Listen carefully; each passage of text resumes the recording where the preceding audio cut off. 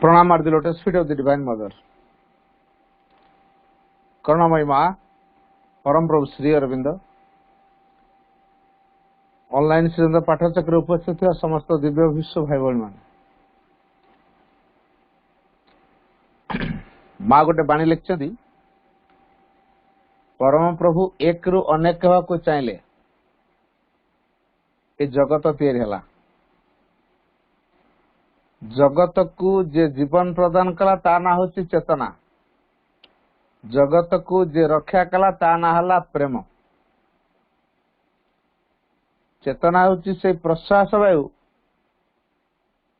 जहाँ को आम ग्रहण करुचे एवं ता द्वारा बंचुचे बोली जानी पारुचे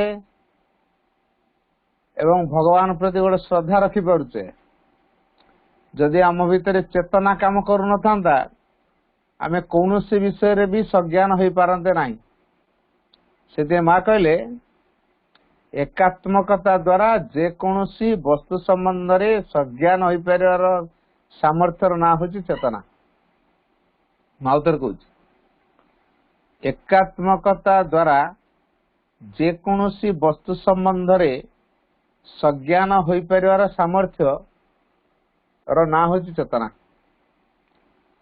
ये जो वाक्यटी एकात्मकता द्वारा से एकात्मकता माने कौन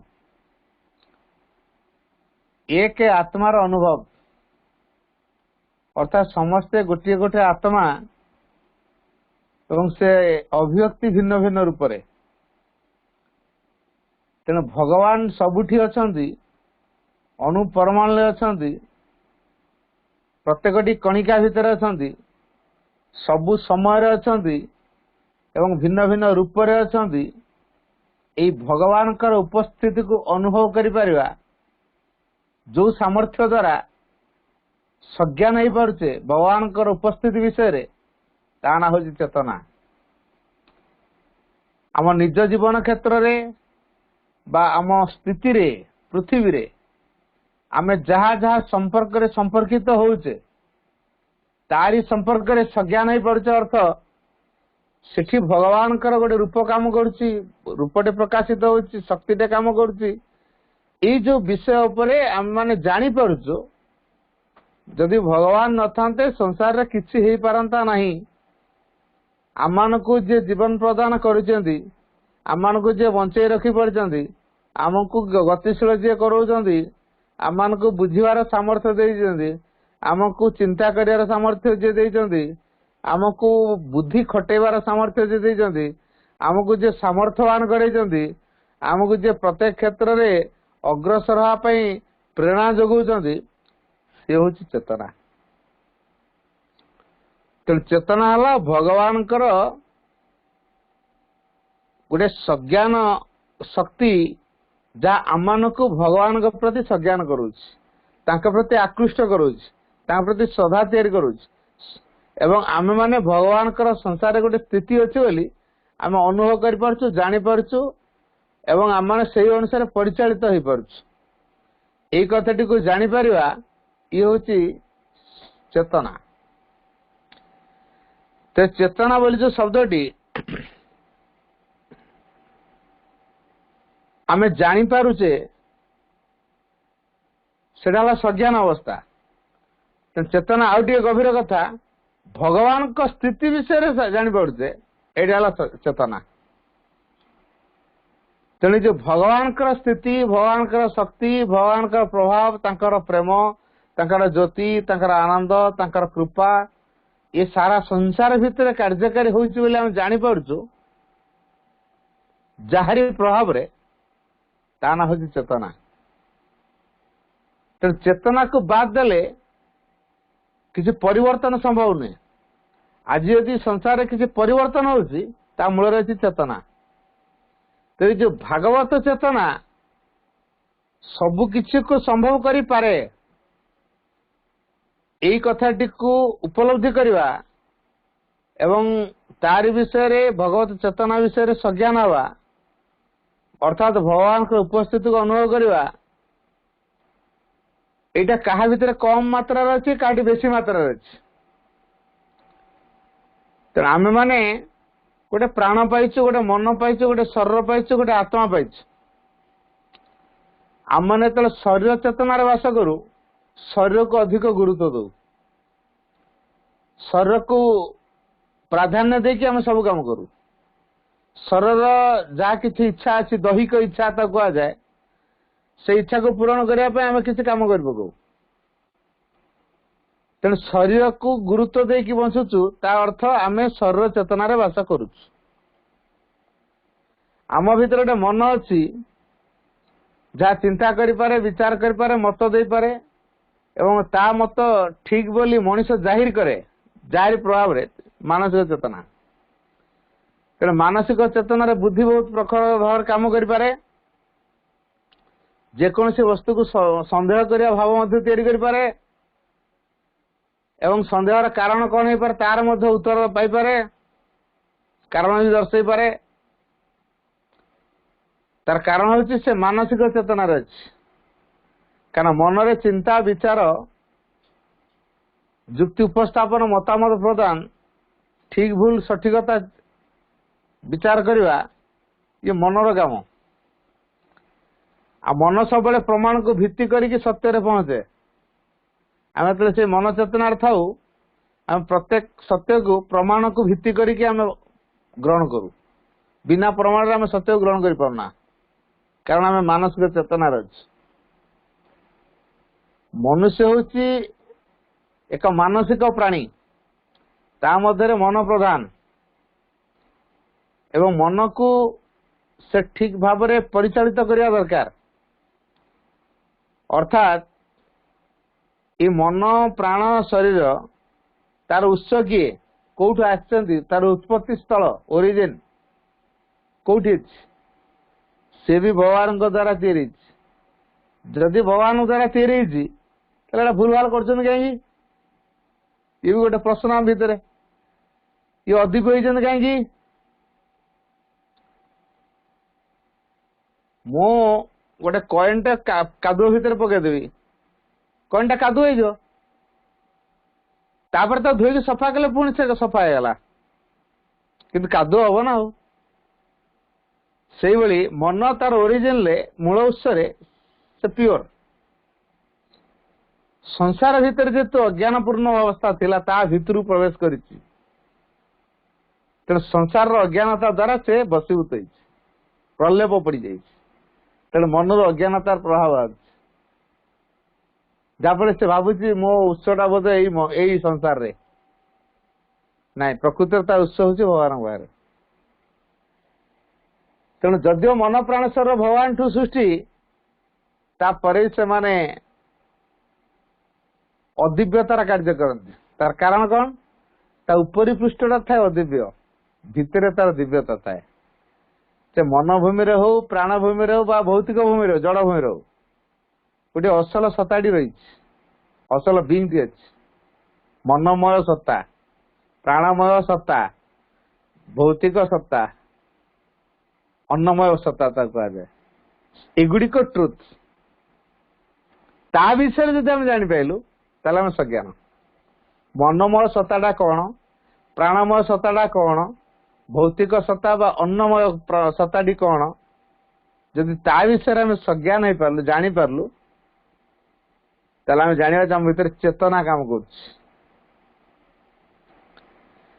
असल सत्य को खोजिबा, तारी द्वारा परिचालित हवा रो धारा होती चेतना। तेणु चेतना को आम मानसिक स्तर विचार कले भूल जाओ, क्या चेतना हूँ भगवान गोटे धारा, क्रियाशील धारा। मु बल्ब टे लगेबी, सुइच देवी, ऑन है जलिला, ताको नालिया जरी गुरेबी, से कौ लाइट प्रकाश करियो? नालिया लाइट प्रकाश करियो।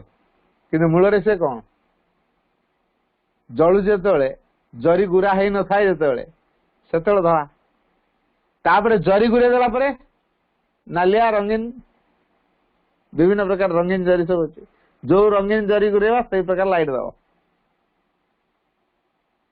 ताମାନେ कौन बल्ब लाइट टा से रंगीन ना, आम तेणु बाहर को देखिकी बसीभूत हो घरटा कौन नालिया है तार कारण लाल बल्बटा जलुची लाल केमती है क्या जो बल्बटा जलुची नालिया जरी गुड़ा जा नालिया जरी काढ़ीदे से धड़ा पूरा स्वच्छ स्वच्छ आलोक दब तेणु जो जरी को खोलिया दरकार से मनर उपरे गोटे आवरण पड़ी प्राण से विभिन्न प्रकार इंद्रियगत कार्य होता है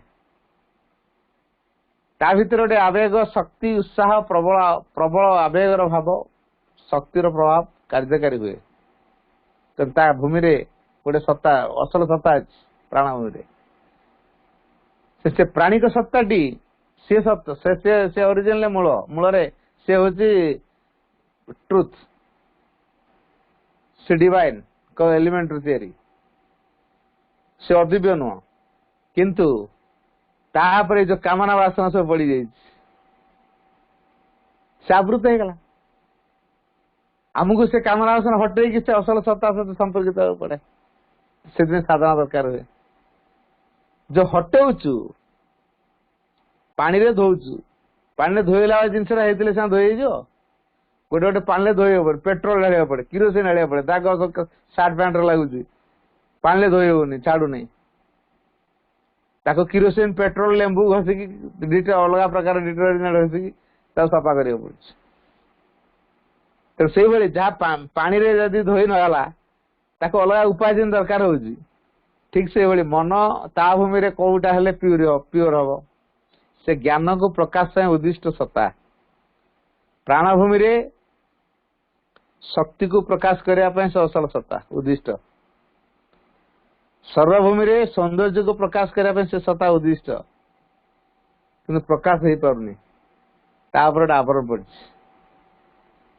तेणु आम जमी मटी गोटे गछ को उपाड़ा ता चेर सहित किसी मटी लगी रही जाए तार धोईदेला मटी धोई जाए खाली चेरटा रहे कि उपाड़ा बेलू किसी सहित मटी चेर सहित पलि आस ना ठीक से भाई आम जो किसी को शुद्ध करने जाऊँ गोटे अलग उपाय अवलंबन करा पड़े से भाई मन प्राण सर्वभूमि रे किसी किसी अवलंबन करा पड़े उपाय तेणु से उपाय को खोजिले आम असल सत्तार पहुंचा से आम जाग्रत हो चेतना तेणु से मनभूमि मन सत्ता प्राणभूमि प्राण सत्ता भौतिक भूमि अन्नमय सत्ताटी यारी विषय जापर तार द्वारा परिचालित हवा संगठित हवा ये हूँ चेतनार कार्य अर्थ डिवाइन उद्दिष्ट होकर आने डिवाइन मैनिफेस्टेशन से जो उपादान नहीं कि भगवान पाखु से कामटी करेंगे से कामटी को जापर ये हूँ चेतनार कार्य तो मन कौ काम आसी जापर उपलब्धि कर से धारा सजाड़ी चलवा गतिशील कर यहाँ हूँ चेतनार कार्य से प्राणभूमि रे प्राण कौटी आसी कहीं आसी कौन काम करने कथा कौन करुच्ची कहीं करुच्ची ये सब को जापर एवं तार असल सत्तार भूमि दिगरे भूमि से जोटी रही परम चेतना आड़ को उत्तोलित कर धरवा ये है चेतनार कार्य तो चेतना हूँ से प्रश्वास वायु जहाँ को आम भीतर को नौचे प्रश्वास कौन निश्वास कौन निहार जाना दरकार प्रश्वास है जहाँ नौ निश्वास है जहाँ छाड़ू तो प्रश्वास हूँ से वायु अर्थात जहाँ बाहर भीतर को निया दिव्य चेतना जब से प्रश्वास वायु तेना दिव्य पाखर आम भीतर को नौचे तो जो भीतर को नौचे दिव्य पाखर से दिव्य प्रभाव सब कौटी अच्छी भगवत चर्चा रे भगवत ग्रंथ अध्ययन ध्यान रे नाम जपरे माँ का फोटो को देखिए श्रद्धा तैयारी समर्पण भाव तैयारी ये आम चेतना जाग्रत हुए तेणु चेतना को जाग्रत करने केते उपाय आमको सब अवलंबन करा पड़े ए दिगरे जो प्रतिबंधक तैयारी करे ताको आमको प्रत्याख्यान करा पड़े जदि आम प्रत्याख्यान न कर प्रभाव को सेमती बलवती कर रखिए जहाँफल से शुद्धिकरण हो पार तेणु जो कहे अंतरर शुद्धिकरण ए शुद्धिकरण करने अर्थ ये आवरण जो पड़ी जाए मैला जो पड़ी जाए छड़ेवा मिरर देहरे घर झाड़ू कराई कौ वर्ष पोछा होनी पूरा धूली गोटे परस्त पड़ी जाइए से दर्पण मुह को देखा मुहटा आम परिष्कार देखा कि देखा ना तेना आम मुहटा यदि परिष्कार भाव में देखा चाहूचु ताले दर्पण टाक सफा करवा दरकार ताले से आम परिष्कार मुहटा देखा आ दर्पण मैला भरपूर रही पटु पड़गला कौ अमलारू से पड़ी रही आम से मुह देखुचु तो मुहटा कौटी स्पष्ट देखा मुहटा खराब मुह खराब नुह खराबटा अच्छे दर्पण रे से दर्पण जो मैला अच्छी छड़ा है तेणु आम मुहटा सुंदर देखा परिष्कार देखा जाऊनी से आम मनभूमि रे प्राणभूमि रे सर्वभूमि रे जो छापा सब पड़ी रही कौटिक दिव्य छापा कौटा अदिव्य छापा जहाँ भगवान को जानिबारे उपस्थिति को अनुभव करिबारे प्राप्त करिबारे सेवा करिबारे एवं निबिड़ता भाव खोजिबारे बा आंतरिक भाव को सृष्टि करिया जे सहायक होउची सेठी केवल हम समस्त पे ग्रहणीय जहाँ ए दिगरे प्रतिबंधक तैयारी करुची ता समस्त वर्जनीय तेणु कौ कथा को वर्जन करिया कौ कथा को ग्रहण करिया प्रत्येक व्यक्ति पे भेरी करियो एका प्रकार हबनी किंतु गोटे कथा जानिबा जनकर ध्यान होनी तार बाहर चिंता पशुची किंतु काम कले काम मन जो दूची तेनापे कर्म बढ़िया माध्यम हम ता चेतना को जागृत करने कई कर्म करी करी चेतना को जागृत करती किए नाम जप करी करी चेतना को जागृत करती किए बही पढ़ी पढ़ी किए गीत लिखि लिखि किए चित्र आंकी आंकी तेणु किए डांस माँ सकाशे भगवान सकाशे डांस कर चेतना को से जागृत कराए तेणु चेतना जागृत करने बहुत प्रकार माध्यम अच्छे कि गोटे बड़ कथा जदि आम भितर से परिवर्तन आस्पृहा न कर इच्छा न करवा बा भगवान को पाइबा व्याकुल भाव जदि आम प्रकाश न कले न डाकिले भगवान को व्याकुल की डाकिवा व्याकुल भाव में चाहिए या ना हूँ आस्पृहा आउ कि नुह भगवान को व्याकुल भाव में चाहिए ना हूँ आस्पृहा तेना आस्पृहाटा एत तात्विक शब्द नुहे जानी हेनी भगवान को व्यतीत आउ कि चाहिए आस्पृहा हेनी एटा कामना हो तेणु भगवान को मन भी चाहिए प्राण भी चाहिए शरीर भी चाहिए कारण से उद्दिष्ट होकर संसार भीतर को जो पहुंचाई कारण संसार टा आम या देखा कहीं से आवरण पड़ा जदि घर भितर धूली नहीं आम घरे जिनस रखा धूली हेनी जो घरे पूरा सब धूली सब सीमेंट बस्ता लोड होची ट्रक अनलोड कर बाली धूली सब अनलोड कर आम मिरर रखा से मिरर कौन हम गोटे दिन में मैला पड़ दी दिन भी जीवनी तेणु जो जगार असना रही से जगार जो वस्तु रखा से वस्तु असना हो तेणु दिव्य धारा जदि गढ़िया आम चाहूँ तो दिव्य परिवेश या तारी भितर आम विकास करवा तेणु परिवेशटा गोटे ज्ञान दरकार ज्ञान द्वारा आम परिवेश को सुंदर करवा जो परिवेश भितर संगति थी जो परिवेश भितर सुषमा थी सौंदर्य थी सुचारू छंद गढ़ा हो से भाया परिवेश करने ज्ञान दरकार तेणु ज्ञान आमर बेस परिपक्व मन टे तेणु मन को सही दिगरे विनियोग कर परिवेश को गठन करवा ताल आम मनभूमि जो असर्थता अच्छी दिव्य ज्ञान को प्रकाश कर से कार्य करने फिट हो प्राणभूमि बाह्य इंद्रिय गुड़ी को लेकिन आम मजगुल होचु नाच देखुचु कान गाना शुणुचु विभिन्न प्रकार इंद्रिय को व्यवहार करुचु आम अयस आराम विलास सुख स्वाच्छंद ए सब गुड़ चाहूँ ता सत्वे तार गोटे सूक्ष्मगत इंद्रिय गुड़ी अच्छी ताकू खोजी जाना तार विकास करवा तार पुष्टि साधन करवा एवं फल आम भितर जो प्राणिक दिगटी भगवान श्रवण कर भगवान वाणी को श्रवण कर भगवान प्रेरणा को शुण उपलब्धि अनुभव को सृष्टि कर आनंद को प्रकाश करने से सामर्थ्य हम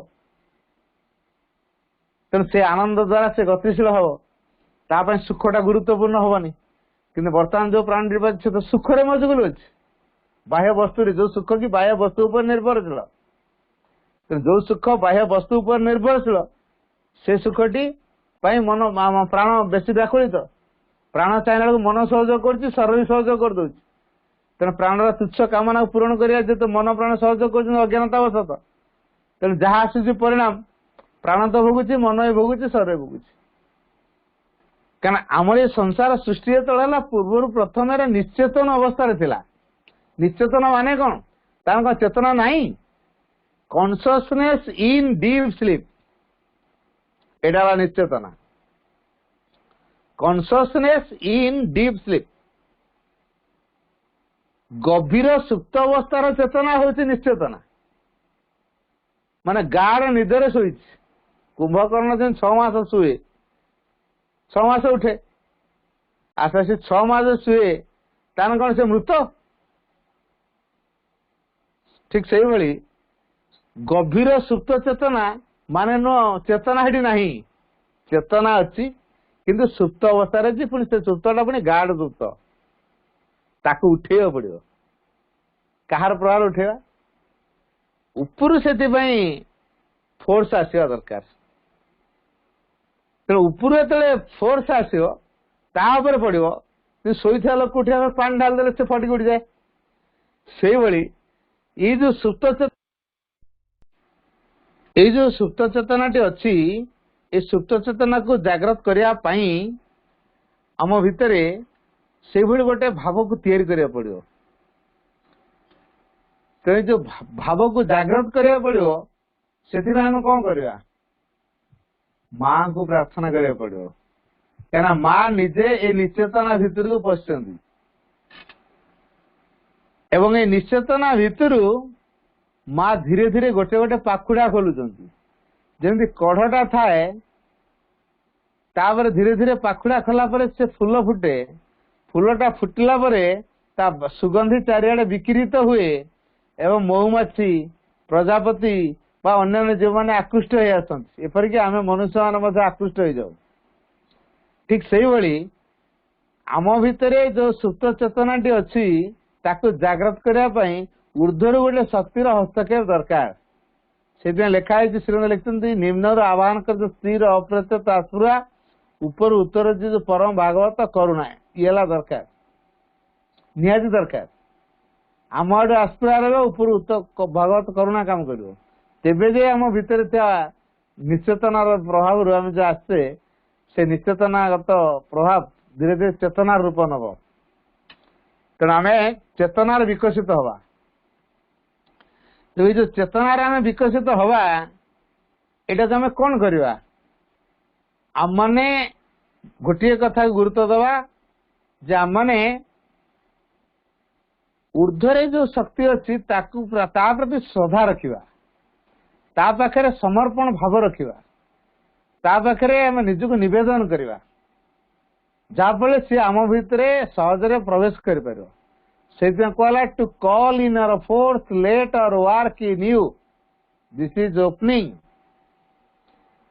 ତେଣୁ ଏଇ ଯୋଉ ଉନ୍ମିଳିତ ଅବସ୍ଥା, ତା ଅର୍ଥ ମାଙ୍କ ଶକ୍ତିକୁ ଆବାହନ କରି ଆଣିବା ଏବଂ ତାଙ୍କୁ କ୍ରିୟାଶୀଳ ହେବା ପାଇଁ ଆମ ଭିତରେ ଅବାଧରେ ବାଟ ଛାଡ଼ିଦେବା। ସେଥିପାଇଁ ଗୋଟେ ବିନମ୍ରତାର ଆବଶ୍ୟକତା ଅଛି। କାରଣ ବିନମ୍ରତା ହଉଛି ଅନ୍ୟ ଦିଗରେ ଗ୍ରହଣଶୀଳ ଅବସ୍ଥା। ବିନୟର ଅର୍ଥ ଗ୍ରହଣଶୀଳ ଅବସ୍ଥା। ମନେ ରଖିବା ଯେ ଯେତିକି ବିନୟୀ ସେ ସେତିକି ଗ୍ରହଣଶୀଳ। ବିନୟ ନୁହଁ ଆମେ ମଧୁର କଥା କହୁଥିବା, ଏଇଟା ବିନୟ ନୁହଁ। ଆମେ ମଧୁର କଥା କହୁଥିବା, ଭିତରେ ହିଂସା, ଈର୍ଷା, ଲୋଭ, ଭିତରେ କଠୋରତା ରହିଥିବ, ଏଇଟା ବିନୟ ନୁହଁ। ଭିତରେ ଗୋଟେ ଗ୍ରହଣଶୀଳ ଅବସ୍ଥାକୁ ବଜାୟ ରଖିବା। ଭଗବାନଙ୍କ ପ୍ରଭାବକୁ ଗ୍ରହଣ କରିବା ପାଇଁ ଯୋଉ ଅବସ୍ଥା, ସେଟା ହେଲା ବିନୟ ଅବସ୍ଥା। ସେଇ ଅବସ୍ଥାଟା ଦରକାର। ତେଣୁ ସେଇ ଅବସ୍ଥାରେ ଆମେ ରହିବା ପାଇଁ ମାଙ୍କୁ ପ୍ରାର୍ଥନା କରିବା ଦରକାର। କାରଣ ଆମେ ଜଡ ପିଣ୍ଡଟା ଭିତରୁ ଆସିଛୁ। ତେଣୁ ଯୋଉ ନିଶ୍ଚେତନା ଭିତରୁ ମା ପ୍ରଥମେ କଣ କଲେ? ଗୋଟେ ଜଡ ପିଣ୍ଡକୁ ତିଆରି କରିଦେଲେ। ତେଣୁ ପ୍ରାଥମିକ ଅବସ୍ଥାରେ ଆମର ଜଡ ତିଆରି ହେଇଛି। ତେଣୁ ଆମ ଭିତରେ ଜଡର ଗୁଣଟା ରହିବ ନା ନାହିଁ, ଯେ କି କଠୋର, ଯାହାକି ଚେତନା ପ୍ରକାଶ କରିନି, ସେ ସହଜେ ରିସିଭ କରିପାରୁନି, ତେଣୁ ଗ୍ରହଣଶୀଳ ହେଇପାରୁନୁ। ତେଣୁ ଆମ ଭିତରେ ସେ ନିଶ୍ଚେତନା ପ୍ରଭାବଟା କାମ କରୁଛି, ସେ କଠୋରତାର ଭାବଟା ଆମ ଭିତରେ ଅଛି। ଅର୍ଥାତ୍ ସେ ସୁପ୍ତ ଅବସ୍ଥାରେ ଚେତନା ଅଛି ସୁପ୍ତ ଅବସ୍ଥାରେ। ତେଣୁ ଯୋଉ ତାପରେ ଯେତେବେଳେ ପ୍ରକାଶିତ ହଉଛି ଧୀରେ ଧୀରେ କିଛି ହଉଛି ପୁଣି ମୂଳକୁ ପଳେଇ ଆସୁଛି, ହଉଛି ପୁଣି ଏଇ ଯୋଉ ସଂକୁଚିତ ପ୍ରସାରିତ, ଯେମିତି ସାଁବଳା ଚାଲିଲା ବେଳେ କୁଚା ହେଇଯାଉଛି ଲମ୍ବି ଯାଉଛି, କୁଚା ହେଇଯାଉଛି ଲମ୍ବି ଯାଉଛି, କୁଚା ହେଇଯାଉଛି ଲମ୍ବି ଯାଉଛି। ଏଇ ଯୋଉ ସଂକୁଚିତ ପ୍ରସାରିତ, ୟା ଦ୍ୱାରା ସେ ନମନୀୟ ହେଇଛି। ଯିଆ ସଂକୁଚିତ ହେଇ ପ୍ରସାରିତ, ତେଣୁ ନମନୀୟ ହେଇଛି। ତେଣୁ ଆମ ବଡି ସ୍ତରରେ ସେଭଳି ସଂକୁଚିତ ପ୍ରସାରିତ ବଡି ନମନୀୟ ହବ। ସେମିତି ଯୋଉ ଜଡ ପିଣ୍ଡଟା ଭିତରେ ସେମିତି ସଂକୋଚନ ପ୍ରସାରଣ ଜଡ ନମନୀୟ ହବ। ତେଣୁ ଏଇ ଅବସ୍ଥାର ପ୍ରଥମେ ତିଆରି ହେଇଛି। ତେଣୁ ସେ ଜଡତା ଆମ ଭିତରେ ଅଛି, ନିଷ୍କ୍ରିୟତା ବୋଧ ଆମ ଭିତରେ ଅଛି, ପରିବର୍ତ୍ତନ ବିମୁଖ ଭାବ ଆମ ଭିତରେ ଅଛି, ଆଳସ୍ୟତା ଆମ ଭିତରେ ଅଛି। ୟାକୁ ଦୂର କଲେ ଯାଇକି ଚେତନା କାର୍ଯ୍ୟକାରୀ ହବ। ତେଣୁ ଆମ ଭିତରେ ଜଡରୁ ପୁଣି ଯେତେବେଳେ ପ୍ରାଣକୁ ଆସିଲୁ, ଆମ ଭିତରେ ସେ ପ୍ରାଣ ଲୁଚିକି ଥିଲା। ମାଙ୍କର ଯୋଉ ପ୍ରଭାବ, ମା ତ ଭିତରେ ରହିଲେ, ମୂଳରେ ରହିଲେ ନା। ଯେହେତୁ ମା ହେଲେ ଚେତନା, ସିଏ ଯେହେତୁ ମୂଳରେ ଅଛନ୍ତି, ଯେମିତି ଗୋଟେ ମଞ୍ଜିଟେ ପୋତା ହେଇଛି, ସେ ମାଟିକି ଫୁଟେଇକି ବାହାରୁଛି ନା ନାହିଁ? ମାଟିରେ ଆମେ କଖାରୁ ମଞ୍ଜି କି ବୋଇତାଳୁ ମଞ୍ଜି ପୋତିଦେଲୁ, ତାର କିଛି ଦିନ ପରେ ଏଠି ଗଜା ବାହାରି ପଡୁଛି। ଆମ୍ବ ଟାକୁଆଟେ ପୋତିଦେଲୁ, ତାର କିଛି ଦିନ ପରେ ଗଜା ହେଇକି ଦୋପତି ହେଇକି ବାହାରୁଛି। ତାପରେ ଧୀରେ ଧୀରେ ବଡ ହଉଛି, ତାପରେ ଡାଳ ବାହାରୁଛି, ବିରାଟ ଗଛଟେ ହଉଛି। ପୁଣି ସେ ଅନେକ ଆମ୍ବକୁ ସେ ସୃଷ୍ଟି କରୁଛି। ଆମ୍ବର ଯୋଉ ମୂଳ ଅବସ୍ଥାଟା ମାଟିରେ ଥିଲା, କୋଇଲି ଅବସ୍ଥାରେ, କୋଇଲି ଭିତରେ ଗଛଟା ବାହାରିଛି, ଗଜା ହେଇକି ବାହାରିଛି। ଗଜା ଯେତେବେଳେ ବାହାରୁଛି, ସେ ମାଟିକୁ ଫୁଟେଇକି ବାହାରୁଛି। ଯୋଉ ମାଟିକୁ ଫୁଟେଇକି ବାହାରୁଛି, ସେଇଭଳି ତାର କାରଣ ଏତେ ଶକ୍ତି କୋଉଠୁ ଆସିଲା? ଚେତନାର ପ୍ରଭାବ। ସେ ଗଜା ଯୋଉ ମାଟି ଫୁଟେଇକି ବାହାରୁଛି, ତା ମୂଳରେ ଚେତନାଟା କାମ କରୁଛି। ତେଣୁ ସେ ଗଜାଟା ମାଟିକି ଫୁଟେଇକି ବାହାରୁଛି। କାରଣ ଉପରଟା ସେ ସେତେ ଯେତେ ଟାଣ ହେଇଥିଲେ ବି ତାପରେ ଧୀରେ ଧୀରେ ସେ ନମନୀୟ କରେଇ ଦଉଛି। ଚେତନାର ପ୍ରଭାବରେ ଉପରଟା ନମନୀୟ ହେଇଯାଉଛି, ଯାହା ଭିତରେ ଦେଇ ସେ ବାହାରିକି ଆସିବ। ତେଣୁ ମୂଳରେ ଗୋଟେ ଚେତନା ସବୁଠି କାମ କରୁଛି। ଚେତନା ନଥାନ୍ତା କିଛି ସମ୍ଭବ ହେଇନଥାନ୍ତା। ଆଜି ଯଦି ଆମେ ବଞ୍ଚିଛୁ, ଜାଣିପାରୁଛୁ, ତାର ମୂଳରେ କହିଲି ଚେତନା ଅଛି ବୋଲି। ମା ସେ ଚେତନାର କାର୍ଯ୍ୟ କରୁଛନ୍ତି। ତେଣୁ ଯୋଉଠି ଯୋଉ ପ୍ରକାର ଆବଶ୍ୟକତା ଅଛି, ମା ସେଇ କାମ କରୁଛନ୍ତି। ଆମମାନଙ୍କୁ ଏଥିପାଇଁ ସଜାଗ ରହିବାକୁ ପଡିବ। ଯଦି ଆମେମାନେ ଏଥିପାଇଁ ସଜାଗ ନ ରହିଲେ, ତାହେଲେ ଆମେ ଚେତନାର ବିକାଶ କରିପାରିବାନି। ପୁଣି ପ୍ରାଣ ସ୍ତରରୁ ତା ଭିତରେ ଆଉ ଗୋଟେ ଲୁଚିକି ଥିଲା। ପ୍ରଥମେ ଜଡ ଭିତରେ ଅଛି ପ୍ରାଣ, ପ୍ରାଣ ଭିତରେ ଗୋଟେ ମନ, ମନ ଭିତରେ ଗୋଟେ ଆତ୍ମା ଅଛି। କେତେଟା ପରସ୍ତ? ଜଡ ପରସ୍ତକୁ ଖୋଲି ଦିଆଗଲା, ମନ ସ୍ତରକୁ ଆସିଗଲା, ପ୍ରାଣ ସ୍ତରକୁ ଆସିଗଲା। ପ୍ରାଣ ସ୍ତରରୁ ପୁଣି ତାକୁ ଖୋଲି ଦିଆଗଲା, ତାପରେ ଅଛି ମନ ସ୍ତର। ପ୍ରାଣ ସ୍ତରରେ ତ ଗଛଲତା ତିଆରି ହେଇଗଲେ, ଏଇଟା ପ୍ରାଇମେରୀ ଷ୍ଟେଜ। ସେଥିରେ କଣ ଲକ୍ଷଣ ଦେଖାଗଲା? ଅଭିବୃଦ୍ଧିଶୀଳ। ଗଜାଟା କଣ ଛୋଟିଆ ହେଇକି ରହୁଛି? ବିରାଟ ଗଛଟେ ହଉଛି ନା ନାଇଁ, ବଢୁଛି ନା ନାଇଁ, କିନ୍ତୁ ତାର ମୁଭମେଣ୍ଟ ନାହିଁ। ଯୋଉଠି ରହିବ ସେଇ ଜାଗାରେ ସେ ବଢିବ। ସିଏ ଯୋଉ ଜାଗାରେ ଅଛି ସେଇ ଜାଗାରେ ଉଠିବ। ତେଣୁ ଗୋଟେ ପ୍ରଥମ ଅବସ୍ଥା ହେଲା ଉର୍ଦ୍ଧ୍ୱକୁ ଉଠିବାର ଭାବଟା ଦେଖାଗଲା। ତେଣୁ ଆମେ ସେମିତି ପ୍ରଥମେ ବ୍ୟକ୍ତି ସ୍ତରରେ ନିଜେ ନିଜର ବିକାଶଟା ଆଗେ ଦେଖିବା। ତାପରେ କଣ ହଉଛି? ସେ ତ ଡାଳ ପତ୍ର ମେଲଉଛି, ପ୍ରସାରିତ ଭାବ ଦେଖଉଛି। ତାପରେ ଆମେ ଭିତରେ ଗୋଟେ ପ୍ରସାରତର ଭାବ ଦେଖେଇବା। ଇଏ ହଉଛି ଚେତନାର କାର୍ଯ୍ୟ। ବ୍ୟକ୍ତି ତା ନିଜ ଚେତନାର ଉର୍ଦ୍ଧ୍ୱକୁ ଯେମିତି ଉଠିବ, ପ୍ରସାର କ୍ଷେତ୍ରରେ ମଧ୍ୟ ସେମିତି ପ୍ରସାରିତ ହବ। ଏଇ କଥାଟିକୁ ଯଦି ଆମେ ଅନୁଭବ କରିପାରୁଥିବା, ତାହେଲେ ଆମେ ଜାଣିବା ଯେ ଗୋଟେ କଣ ଗୋଟେ ଶକ୍ତି ପୃଥିବୀରେ ଅଛି, ଯେ କି ଆମ ପାଇଁ ଅନସିନ୍, ଦେଖାଯାଉନି, କିନ୍ତୁ କାମ କରୁଛି। ତେଣୁ ଆମ ଭିତରେ କଣ ଗୋଟେ ଅଛି, ଯେ କି ଦେଖାଯାଉନି, ଅଦୃଶ୍ୟ ଅବସ୍ଥାରେ ଅଛି, ସୂକ୍ଷ୍ମରେ ଅଛି। ତେଣୁ ସୂକ୍ଷ୍ମର କ୍ରିୟାଟା ବହୁତ ହଉଛି ନା ନାହିଁ? ସୂକ୍ଷ୍ମର ପ୍ରଭାବଟା ଜୋର ହଉଛି ନା ନାହିଁ? ଜଣକୁ ମାଡ ମାରିଲେ ଯେତିକି କଷ୍ଟ ହବନି, ଅପମାନଜନକ କଥାଟା ତା ବହୁତ ଦିନ ପର୍ଯ୍ୟନ୍ତ ରହିବ। ମାଡ ତ ଆଜି ମାଡ ଖାଇଦେଲା, ନୋଳା ପଡିଯାଇଛି, 8 ଦିନ ପରେ ନଳ ଶୁଖିଗଲା, ଗଲା, ମାଡ ଭୁଲିଗଲା। କିନ୍ତୁ ଅପମାନର କଥାଟା ସିଏ ତ ମାସ ମାସ ବର୍ଷ ବର୍ଷ ଧରି ଥିବ। ତାର କୋଉଟା ବେଶୀ ହାର୍ମଫୁଲ, କୋଉଟା ବେଶୀ କ୍ଷତ ଦଉଛି? ମାଡଟା ନା ଅପମାନଜନକ କଥାଟା? ଯଦି ଏଇ କଥାଟା ଆମେ ଅନୁଭବ କରୁ, सूक्ष्म प्रभाव अधिक तेणु सूक्ष्म से प्रभाव टाक जे कार्यकारी कराउछंती से हूँ चेतना सूक्ष्मगत क्रिया को से संपन्न कराए अंडा भितर छुआटा हम भितर भितर क्रिया हो ना बाहर देखा से भगवान को डाके तार भितर भितर क्रिया हुए बाहर को देखा जाए ना तेना जो भितर भितर जो क्रियाटा को संपन्न कराउछि किए से चेतना तेणु चेतना गोटे एभलिया प्रभाव जहाँकि आम अदृश्य किंतु अनुभव आन दिए किसी गोटे हूँ बोली जान व्यक्ति आगुरी कौन कौन भावुला बर्तमान चिंता कर आगुरी केते रागुली आगुरी केते लोभ करुली आगुरी केते ईर्षा करुली अन्य किसी गोटे देखिले मुझे सही पार नी मो भर अच्छे से गोटे कमिगला मुझे आगुरी बहुत बकर रोली नीरव रोली एवं नीरव रही कौन गोटे किसी गोटे क्रिया हो भीतर प्रकार गोटे भावना आस कौन गोटे हूँ ये जो कौन गोटे हूँ भावना कौटी नहीं पहुंचेब से मूल चेतना पाखे पहुंचेब कौन हूँ कहीं किपर हो प्रश्न आम से मूल सहित जोड़ अर्थात आम हृदय भितर जो भगवान आस्थान अच्छी सहित साक्षात कर सी हेले चेतनार उत्स से चेतना सब दिग को रेडिएट हो विकिरित हो तार छिटा मन उपर पड़ुची प्राण उपर पड़ुची पुणी शरीर उपर पड़ुची पाइप रे गोटे जगह पानी आसे तापर आम स्प्रेयर रे चारिआडे स्प्रे करांती से भली उत्स रहा गोटे जगह फोर्सटा चारिआडे स्प्रे हो मन उपर छिटा पड़ुची प्राण रे छिटा पड़ुची शरीर भी छिटा पड़ुची ये छिटा पड़ा द्वारा ता ऊपर जो कादुआ कालीमा सब पड़ी धीरे धीरे धोई हो जाऊपर से पूरा प्योर हो जाऊँ आम गाड़ी धर को कादुआ जगह पड़ेगा आसला आम पाइप लगे स्प्रे कर स्प्रे कला गाड़ी धोई जाऊँ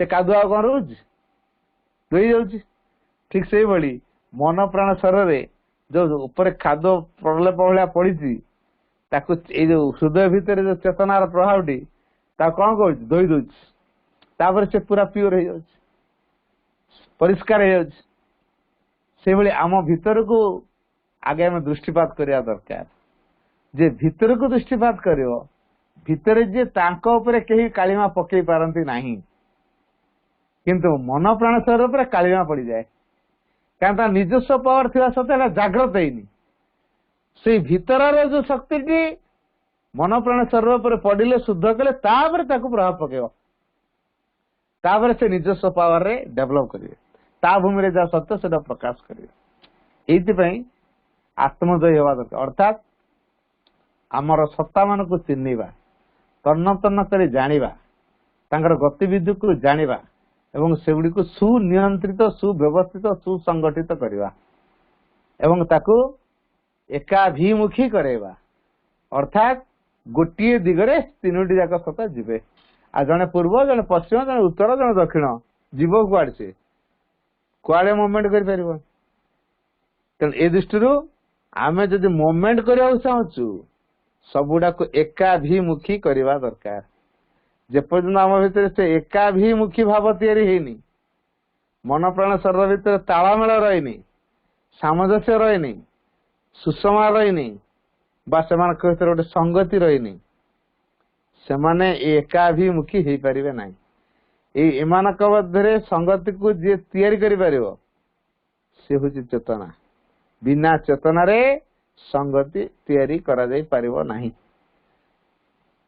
तेणु चेतनार कार्य होची भगवान को प्रति श्रद्धा तैयारी करवा भगवत उपस्थिति को अनुभव करवा सबु कार्य को सजाड़ी की सुसंगठित करवा सामंजस्य विधान करवा ये हूँ चेतनार कार्य से तो कहले श्री अरविंद भगवान कार्य संघर्षपूर्ण नुहे संगतिपूर्ण तेणु मनुष्यर शरीर जदि बिगड़ा देखाला असजड़ा देखाला शरीर रोग तैयारी मनर जो असजड़ा तैयारी डिप्रेशन हताशा निराशा स्वास्थ्य द्वंद्व अविश्वास सन्देह तैयारी प्राण स्तर कामना वासना उग्र उत्तेजना आसक्ति प्रतिक्रिया अहंकार स्वार्थपरता कौन कौन सब देखा न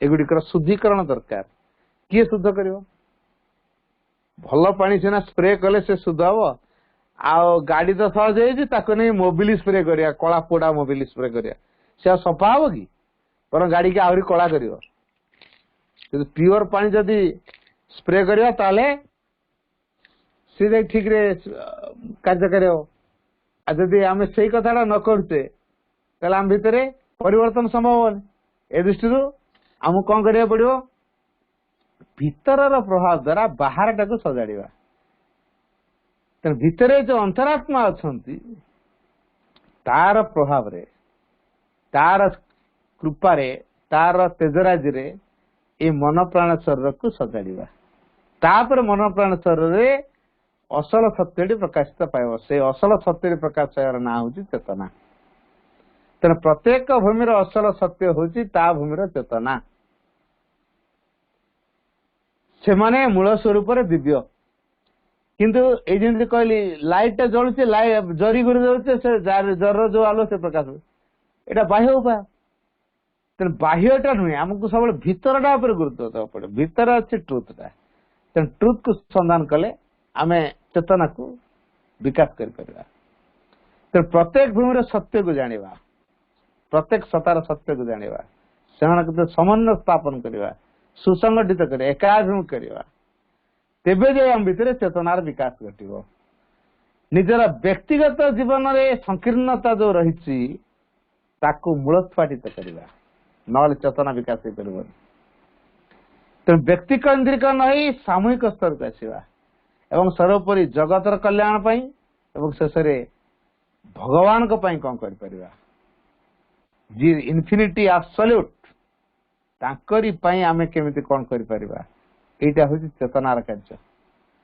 कारण से भगवान को अंशुर आसी भगवान को पाई आसी जे से भगवान कर कार्य कला भगवान की इच्छा को जानला भगवान की इच्छा कार्य रूप देला ताले यथार्थ चेतना से प्रकाशित हम तेणु ए दृष्टि आम ऊर्ध्वरु भगवान को चेतना को आमको आस्पृहा करिया पड़ो तो सी जदि आस्पृहा करेंगे तार सब संभव पार तेणु ये दरकार निम्नरु आस्पृहा उपरु करुणा दीटाक संजोग हेले जाई परिवर्तन संभव आज चेतनानंद शुद्धिकरण नहीं पार तेणु श्रद्धा निष्ठा समर्पण तीन टा कथा दरकार आम भितर जो अवस्था दरकार सानंदर अवस्था दरकार सामूहिक क्षेत्र में सहयोग आवश्यकता दरकार एवं आम के दुर्बल्य को प्रकाश न कर सामर्थ्यवान होगा पड़ो आउ सत्यनिष्ठ हवा पड़ो सत्य ज्ञानदित शिष्यर भाव रखा दरकार आउ गोटे सेवकर भाव रखा दरकार तेबे जे आम भीतर चेतना ठीक प्रकाशित हम जदि यही गुण गुड़ा आम न करुचु से सचेतन न रोचु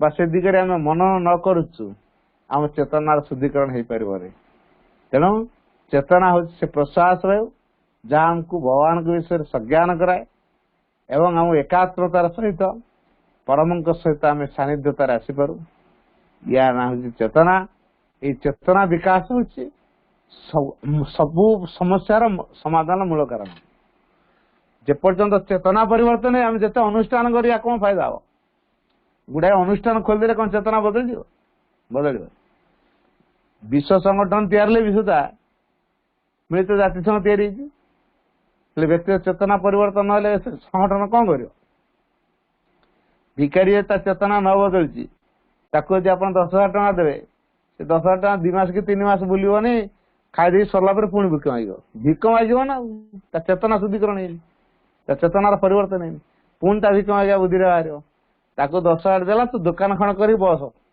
तेना परिया दुकान टे कर बस परिया 2,000 टकार परिया किने तू संध्या बेलू निहाती टका 500 पाइबू से भी से करनी सी तार गला 10,000 तो मिलगला आराम से खाई देकी सारदा तेना कहीं बुलवा पैसा तो अच्छे बुलवा दरकार नहीं पैसा नथुन बुलवा से तार घरे बसिक आराम से खाई पीकी अयस करके गला 3 मास भर कि 2 मास सारदेला तापर पुणी भी कौन आरंभ होला तार कारण चेतनार शुद्धिकरण परिवर्तन ही नहीं तेणु मूल सहित जोड़ी नहेले आत्मा सहित जोड़ी नहेले तार प्रभाव कार्यकर नहेले चेतना परिवर्तन हबनी चेतना बदलले पृथ्वी संकट दूर हो पृथ्वी सुख प्रतिष्ठा हो शांति प्रतिष्ठा हो पृथ्वी स्वर्ग राज्य परिणत हो पार ए दृष्टि आम पूर्ण जगर असल कथाटी हूँ चेतनार परिवर्तन ताले आम संसार को ठीक साहाଯ୍य कर माँ से कहले ए संसार को साहाଯ୍य करने सबुठ भल बाटे है एक पूर्णांग तीव्र जगह निजको बदलैवा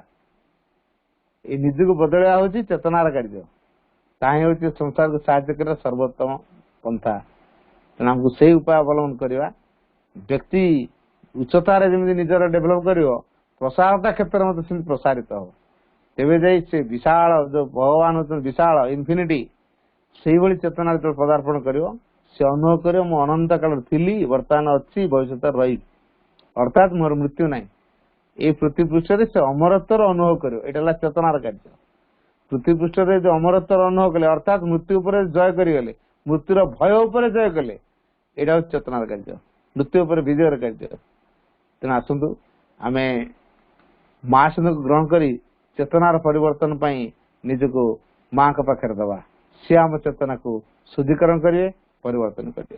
धन्यवाद।